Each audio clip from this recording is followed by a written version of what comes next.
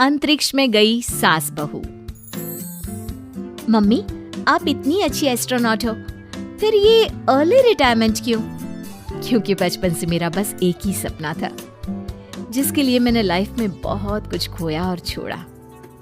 लेकिन अब इस अर्ली रिटायरमेंट के जरिए मैं बस तुम दोनों के साथ और पास रहकर बिना किसी हड़बड़ी के जिंदगी जीना चाहती हूँ। सास की बात सुनकर काजल मुस्कुराकर चली जाती है। उसी शाम ऑफिस से घर वापस आकर अजय अपनी मम्मी के पास बैठता है। मम्मी, क्या हमारी स्पेस ऑर्गेनाइजेशन कोई नया स्पेस मिशन प्लान कर रही है? क्या मिशन है, बताओ ना मम्मी। हे भगवान, शरीर इतना बड़ा हो गया लेकिन दिमाग आज भी बच्चों से गया गुजरा है। घर में आया नहीं कि सवाल शुरू। तो तुम जवाब दे दो ना। मैं क्या जवाब दूं? जैसे तुझे मेरे रिटायरमेंट के बारे में पता ही नहीं। इतने समय से तूने मुझे ऑफिस जाते हुए देखा क्या? फिर मुझे कैसे पता होगा? जा, तेरी पत्नी से पूछ, वो रोज ऑफिस जाती है। माँ की बात पर अजय आवाज लगाकर काजल को बुलाकर वही सवाल उससे भी पूछता है, पर काजल उसका कोई जवाब नहीं देती। और बोलो पत्नी से पूछने के लिए, मैडम जवाब ही नहीं दे रही। सवाल जायज हो तो जवाब मिलेगा ना, तुम्हें अच्छे से पता है।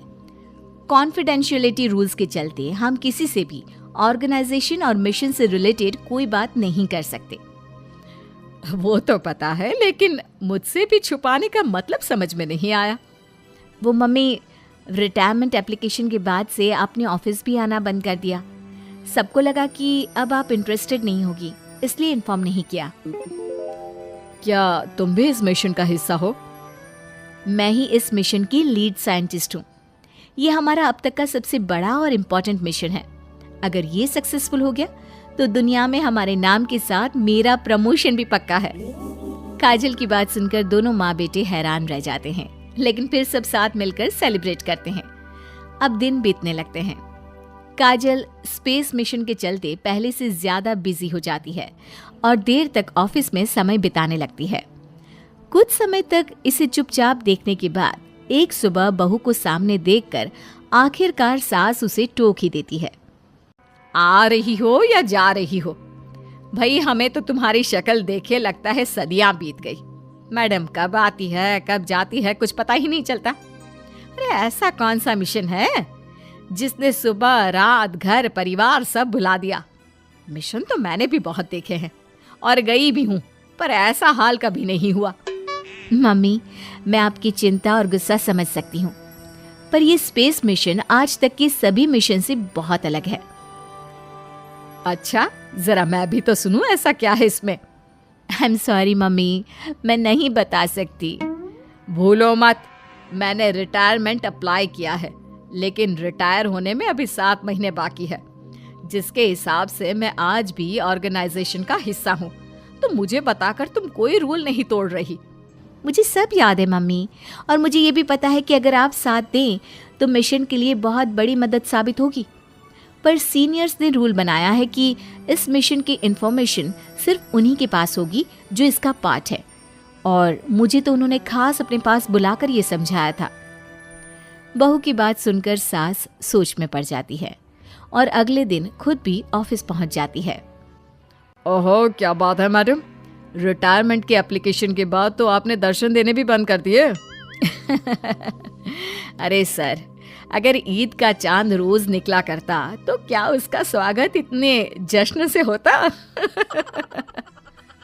इस पर सीनियर भी हंसने लगते हैं और दोनों कैबिन में जाकर बैठ जाते हैं, जहां सास बातों बातों में नए स्पेस मिशन के बारे में पूछती हैं। वो उन्हें मिशन के बारे में सब कुछ बताकर तुरंत एक इमरजेंसी मीटिंग बुला लेते हैं, जिसमें साइंटिस्ट की टीम और काजल के साथ एस्ट्रोनॉट्स की पूरी टीम भी होती है। तो ये है हमारी टीम, जो सब कुछ भूल कर दिन रात इसी मिशन पर काम कर रही है। अगर आप भी हमें ज्वाइन कर ले तो सोने पर सुहागा हो जाएगा।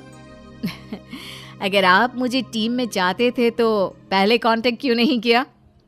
आपने स्पेस में ना जाने के फैसले के साथ डेस्क जॉब का भी इनकार कर दिया और अर्ली रिटायरमेंट के लिए अप्लाई कर दिया, और फिर पिछले 1 महीने में किसी के साथ कोई कांटेक्ट भी नहीं हुआ। इसलिए हमने सोचा शायद अब आप ब्रेक लेकर इस सब से दूर रहना चाहती हो। और इसीलिए किसी ने आपको परेशान करना सही नहीं समझा। बात तो आपकी सही है, फिर भी एक सुझाव देना चाहूंगी। ये जो आप कर रहे हो ना, ये मिशन नहीं, साफ सुसाइड है। एक साथ इतने सारे लोगों को स्पेस में 6 महीने रहने के लिए भेजना आसान काम नहीं है। और ये बात मुझे आपको समझाने की जरूरत नहीं होनी चाहिए। हमें सारे कॉन्सिक्वेंसेस, स्पेस, नेचर, मिशन की मुश्किल सबका पता है, और ऐसा करने वाले हम पहले नहीं हैं। इसलिए ये भी साबित है कि काम हो सकता है। आप सिर्फ एक एक्सपेरिमेंट के लिए इतने सारे लोगों की जान और मेहनत को दांव पर लगाना चाहते हो, जिसमें सक्सेस रेट भी मुश्किल से 1% है। बहुत देर तक इन्हीं सब बातों पर बहस चलने और काजल की सास उर्फ ऑर्गेनाइजेशन की सबसे एक्सपीरियंस्ड एस्ट्रोनॉट को बहुत देर समझाने के बाद भी जब वो राजी नहीं होती, तो ऑर्गेनाइजेशन के सीनियर्स को उन्हें घर वापस भेजना पड़ता है।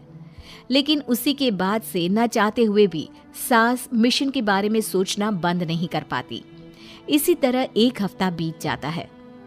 माँ, जब घर में बैठकर भी मिशन के बारे में ही सोचना है, तो इससे अच्छा है कि वहां जाकर इस सोच के जरिए उनकी मदद ही कर दो। उन्हें ऑफिस में नहीं, स्पेस में जाने के लिए मेरी जरूरत है। वो चाहते हैं कि मैं हेड एस्ट्रोनॉट बनकर बाकी सबके साथ स्पेस में जाऊं। वाओ, रिटायरमेंट से पहले आखिरी असाइनमेंट की तरह इससे अच्छा और क्या हो सकता है माँ? आपको हाँ बोल देना चाहिए। उस टीम में एक मेंबर काजल भी है। अगर हम दोनों ही चले जाएंगे तो तुम अकेले कैसे रहोगे? वहां से जिंदा वापस आने की कोई गारंटी नहीं बेटा। अब भी हमें भेजना चाहते हो क्या? जिस दिन से आपको पहली बार स्पेस में जाते देखा है, तभी से ये डर और पॉजिटिविटी दोनों साथ लेकर जीना सीख गया हूं। आप जाओ माँ, मुझे पूरा भरोसा है आप दोनों वापस भी आओगे और देश के साथ मेरा नाम भी रोशन करोगे। बेटी की बात सुनकर माँ के अंदर हिम्मत आती है और वो एक बार फिर स्पेस ऑर्गेनाइजेशन पहुंच जाती है, जहां उसके फैसले से सब बहुत खुश होते हैं और स्पेस मिशन की तैयारी पहले से ज्यादा जोश में शुरू हो जाती है। कुछ ही समय बाद दोनों सास बहू स्पेस में पहुंच जाती हैं। आखिरकार आज मेरी साइंटिस्ट बहू एस्ट्रोनॉट भी बन गई। सिर्फ स्पेस सूट पहन लेने से कोई एस्ट्रोनॉट नहीं बन जाता। मैं साइंटिस्ट हूँ और उसी में खुश हूँ। अगर मिशन की रिक्वायरमेंट नहीं होती तो शायद कभी यहाँ आती भी नहीं। इसी तरह दिन पर दिन स्पेस की अनेक मुश्किलें और दिक्कत सहते हुए देखते ही देखते 6 महीने बीत जाते हैं और नामुमकिन को मुमकिन करके दिखाते हुए सब सही सलामत अर्थ पर वापस आ जाते हैं, जिसके बाद से दुनिया भर में ये मिशन सास बहू की अंतरिक्ष यात्रा के नाम से मशहूर हो जाता है।